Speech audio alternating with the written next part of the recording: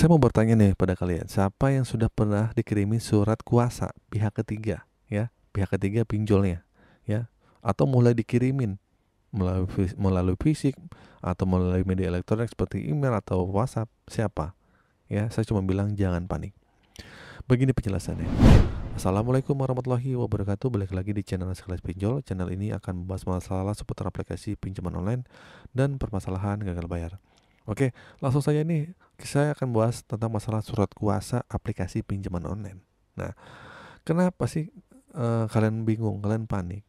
Nah, kepada pihak ketiga yang diberikan tujuan adalah untuk menagih hutang kalian. Nah, pada dasarnya surat kuasa itu atau mungkin bisa disebut dengan surat tugas.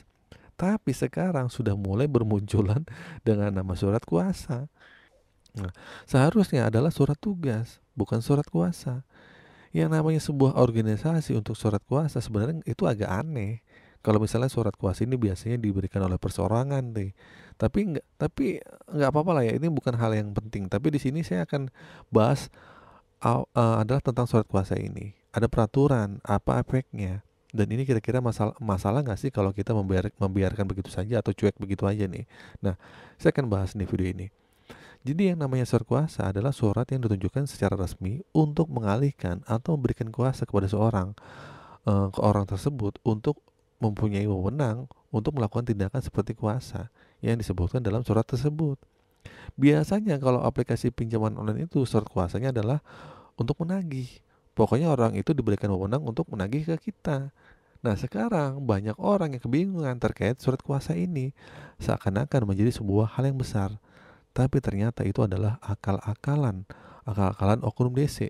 Itu adalah dokumen yang aneh lah, dokumen yang ditambah-tambah, yang dibuat-buat, yang diada-ada agar teman-teman nih merasa panik dan merasa bingung atau galau lah mendapat surat kuasa itu.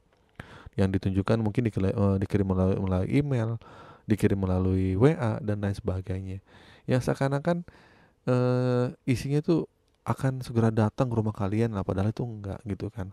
Tujuan adalah untuk menakut-nakuti kalian, menakut-nakuti teman-teman agar teman-teman tidak meremehkan lah atau terkesan seperti itu gitu kan. Dan ini formal, legal, kuat secara hukum. Yang bicara hukum kan kalian akan takut. Padahal ya udah, yang namanya pinjaman online yang mentok-mentoknya adalah urusan perdata, nggak ada urusan pidana, nggak ada istilah hukum pidana. Maksud hukum yang pasti adalah hukum perdata lah gitulah. Tapi kenyataannya sampai detik ini, sampai saat ini nggak ada tuh orang yang kena gara-gara hukum perdata yang sampai masuk pengadilan atau mungkin bahkan sampai di penjara, nggak ada.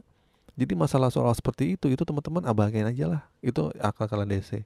Nah, jadi teman-teman tuh nggak perlu takut. Kalaupun dikirim melalui surat resmi bentuk fisik gitu kan, kayak di foto melalui WA atau melalui email, nggak perlu khawatir, ya.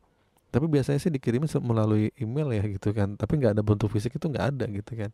Dan saya yakin semua rata-rata tuh banyak menerima melalui WA ya, apalagi dikirim melalui foto lah gitu kan. Dan itu secara legalitas itu pun nggak nggak memenuhi syarat lah kalau secara legalitas.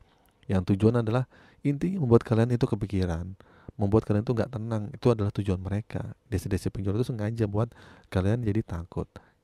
Saya yakin ya DC itu tahu kok kalau kalian tuh saat ini emang nggak ada uang, nggak bisa membayar. Tapi mau dikata apa, itulah tugas mereka. Terkadang kita mau mencaci, menghina, mencela mereka itu juga kadang serba salah gitu kan. Mereka juga sebenarnya ya itu bekerja lah, tugas mereka. Jadi sebenarnya ini juga pekerjaan mereka, tapi mau gimana pun caranya mereka terkadang membuat beberapa orang tuh merasa dirugikan, merasa kesal dan sebagainya. Oke, itu sih teman-teman video kali ini. Semoga video ini bermanfaat. Akhir kata, assalamualaikum warahmatullahi wabarakatuh.